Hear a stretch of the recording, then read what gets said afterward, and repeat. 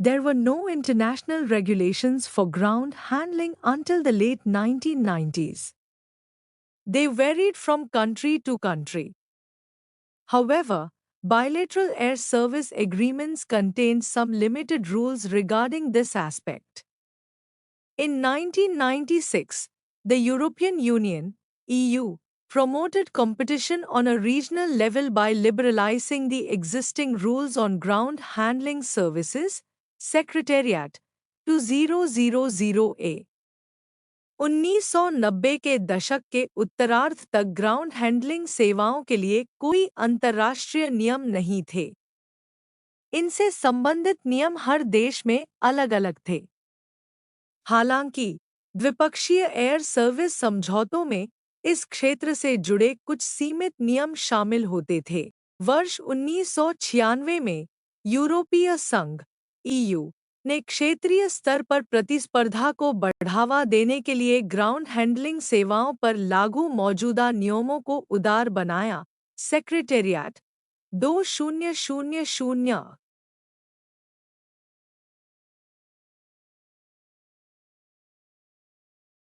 The ICAO does not have material by which a country can base regulations for ground handlers. It basically differs between countries. SMATE 2010. Some of the recommendations regarding ground handling rules are found in its Airport Economics Manual. ICAO, अंतर्राष्ट्रीय नागर विमानन संगठन, के पास ऐसा कोई ठोस दस्तावेज या सामग्री नहीं है जिस पर कोई देश ग्राउंड हैंडलिंग सेवा प्रदाताओं के लिए अपने नियम आधारित कर सके। यह नियम आमतौर पर देशों के अनुसार अलग-अलग होते हैं। स्मेट 2010। हालांकि ग्राउंड हैंडलिंग नियमों से संबंधित कुछ सिफारिशें आईसीएओ के एयरपोर्ट इकोनॉमिक्स मैनुअल में मिलती हैं।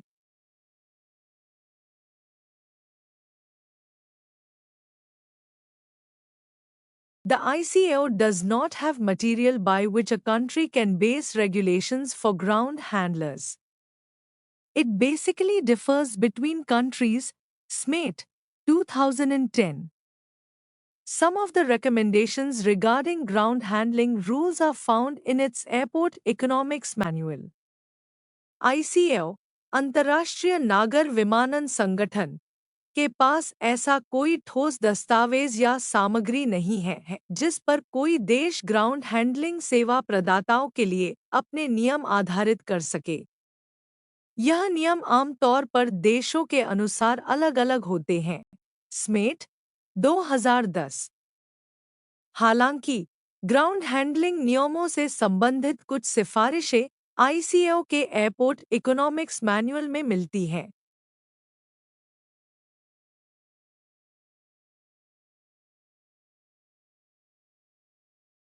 A special working group of IATA called IATA Ground Handling Council (IGHC) consists of ground handling service providers who have an opportunity to participate in setting standards for ground handling.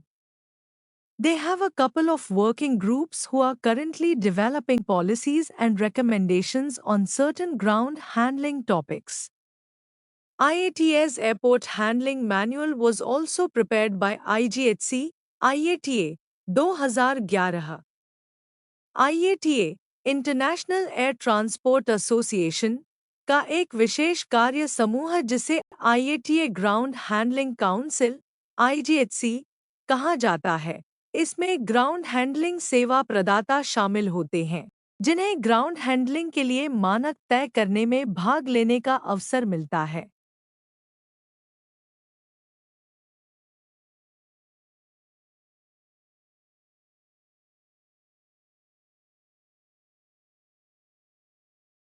इस परिषद में कुछ working group भी हैं, जो वर्तमान में कुछ विशेष ग्राउंड हैंडलिंग विषयों पर नीतियां और सिफारिशें विकसित कर रहे हैं। IATA's एयरपोर्ट हैंडलिंग मैनुअल भी IGHC द्वारा तैयार किया गया था। IATA 2011। Besides the above international organizations, each country has its own rules and regulations that govern ground handling activities. In most of the countries, there are no separate regulation related to ground handling services, as these are part of other regulations related to airports or within the bilateral service agreements. उपरोक्त अंतर्राष्ट्रीय संगठनों के अलावा प्रत्येक देश के पास ground handling गतिविधियों को नियंत्रित करने के लिए अपने स्वयं के नियम और विनियम होते हैं।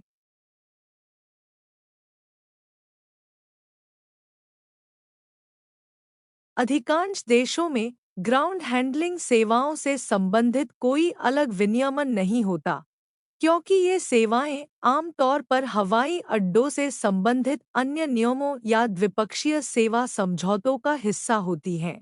The European Union (EU) Council has a specific regulation called the Council Directive 9667 EC Directive, which governs all ground handling policies at community airports of the European Union, Howlin 1996. On the basis of this directive, the UK Civil Aviation Authority (CAA) introduced the Airports Ground Handling Regulations 1997, which is the regulatory framework of ground handling for all airports in the UK. Jackson 1997. यूरोपीय संघ (EU) परिषद के पास एक विशेष विनियमन है जिसे council directive 9667 EC directive कहा जाता है, जो यूरोपीय संघ के सामुदायिक हवाई अड्डों पर सभी ग्राउंड हैंडलिंग नीतियों को नियंत्रित करता है। हाउलिन 1996। इस डायरेक्टिव के आधार पर UK Civil Aviation Authority (CAA) ने 1997 में एयरपोर्ट्स ग्राउंड हैंडलिंग रेगुलेशंस लागू किया, जो यूनाइटेड किंगडम के सभी हवाई अड्डों पर ग्राउंड हैंडलिंग के लिए नियामक ढांचा प्रदान करता है। Jackson 1997। In the Bahamas, the Civil Aviation Department has an advisory circular AC 12006 for acceptable ground handling arrangements as a regulation for air operator certificate AOC holders as well as their ground handling service providers. Canadian dollar 2008. In Jordan, ground handling services Part 140 is under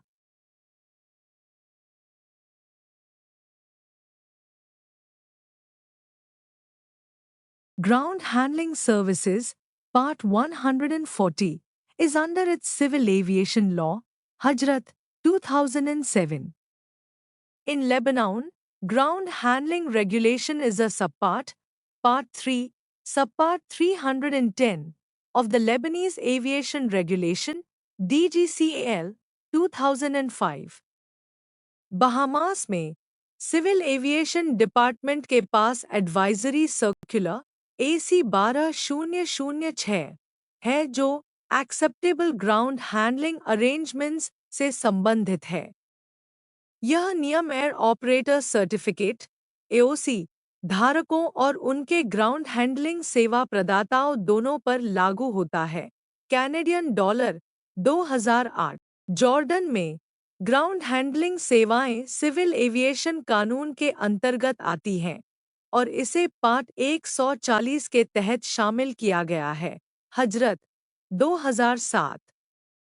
Lebanon में ground handling regulation Lebanese aviation regulation का एक उपभाग है, जिसे part 3 सबपार्ट 310 के रूप में जाना जाता है। DGCAL 2005।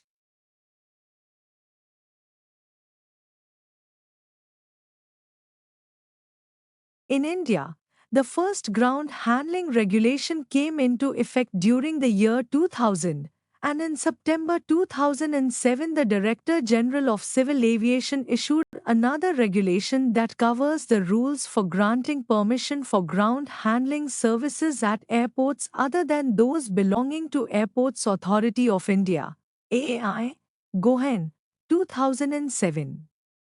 Subsequently, in October 2007, the AAI published in the official gazette the Airports Authority of India, General Management Entry for Ground Handling Services, Regulations 2007, AI 2007। Bharat में पहली ग्राउंड हैंडलिंग से संबंधित विनियमन वर्ष 2000 में लागू हुआ था।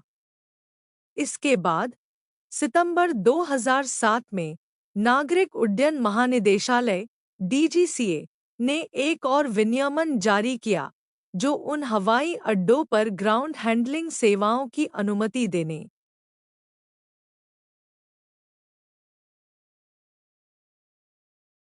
देने के नियमों को कवर करता है, जो भारतीय विमानपत्तन प्राधिकरण (एएआई) के अंतर्गत नहीं आते हैं।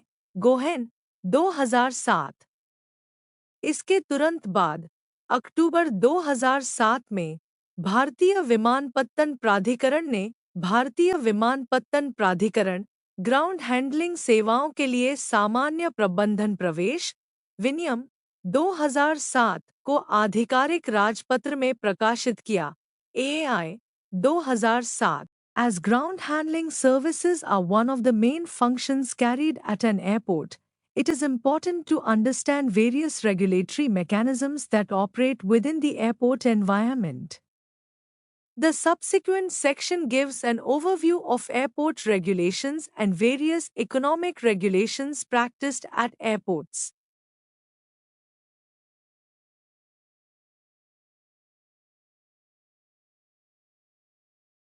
चूंकि ग्राउंड हैंडलिंग सेवाएं हवाई अड्डे पर की जाने वाली मुख्य गतिविधियों में से एक हैं, इसलिए हवाई अड्डे के माहौल में काम करने वाले विभिन्न नियामक तंत्रों को समझना महत्वपूर्ण है।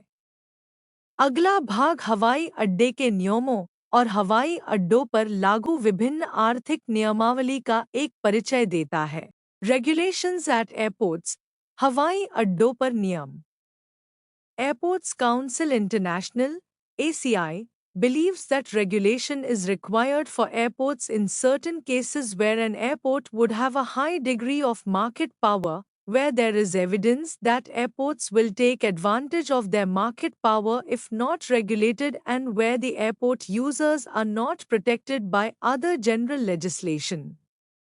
A country needs to explore the pros and cons of regulation before imposing it, as regulation imposes costs, bureaucracy, inflexibility, and restricts creativity. ACI 2000।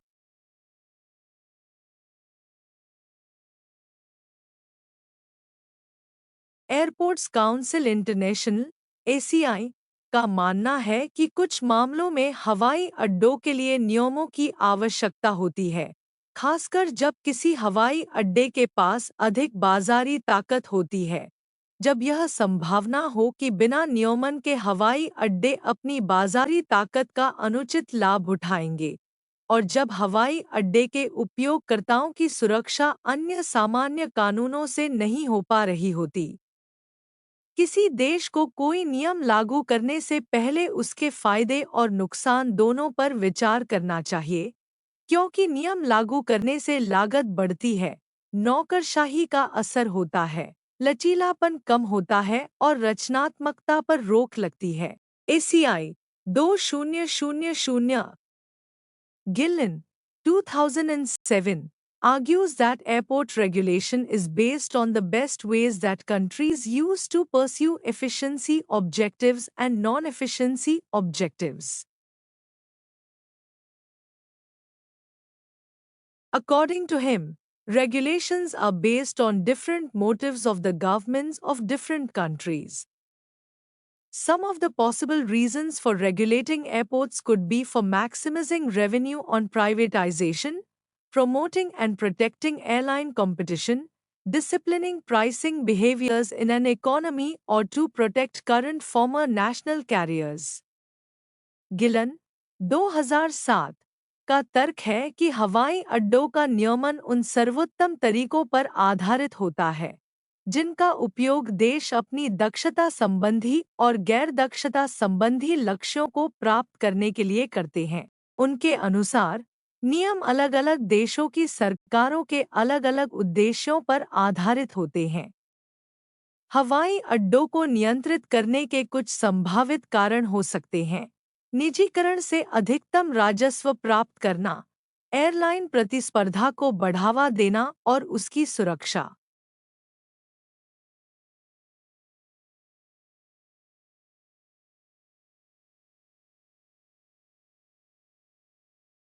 और उसकी सुरक्षा करना, अर्थव्यवस्था में मूल्य निर्धारण व्यवहार को नियंत्रित करना या वर्तमान पूर्व राष्ट्रीय एयरलाइनों की सुरक्षा करना। Countries around the world use different forms of economic regulation for airports as they are considered as natural monopolies. One important classification would be based on single till, dual till or shared till, hybrid approach IATA 2006. In order to better understand the role of economic regulation of a country on ground handling, it is important to know the difference between aeronautical and non-aeronautical activity, which are the main sources of revenue at an airport, and also various price mechanisms used at airports.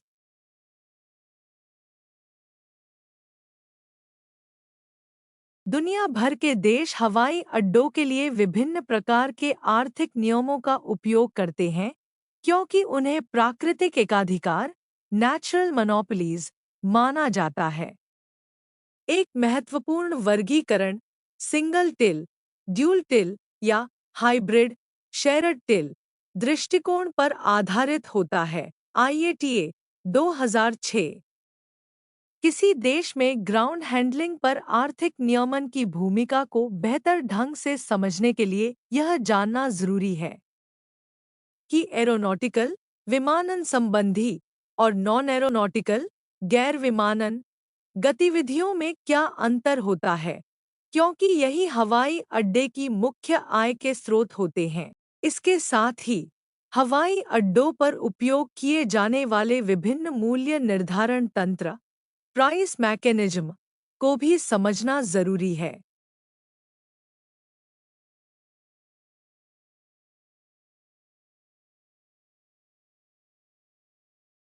An airport generally has two main sources of revenue. One is from aeronautical facilities and the other from non-aeronautical and commercial activities, ACI 2000B। एक हवाई अड्डे की आम तौर पर दो प्रमुख आय के स्रोत होते हैं। पहला स्रोत एरोनॉटिकल सुविधाओं से होता है और दूसरा गैर एरोनॉटिकल तथा व्यावसायिक गतिविधियों से। ACI 2000B Aeronautical revenue comprises of revenue from air traffic operations such as landing charges, passenger service charges, parking and hangar charges, cargo charges, security charges, noise-related charges and any other charge for air traffic operations. Aeronautical राजस्व में हवाई यातायात संचालन से प्राप्त आय शामिल होती है, जैसे कि लैंडिंग शुल्क, यात्री सेवा शुल्क, पार्किंग और हैंगर शुल्क, कार्गो शुल्क, सुरक्षा शुल्क, शोर संबंधित शुल्क और हवाई यातायात संचालन से जुड़े अन्य शुल्क।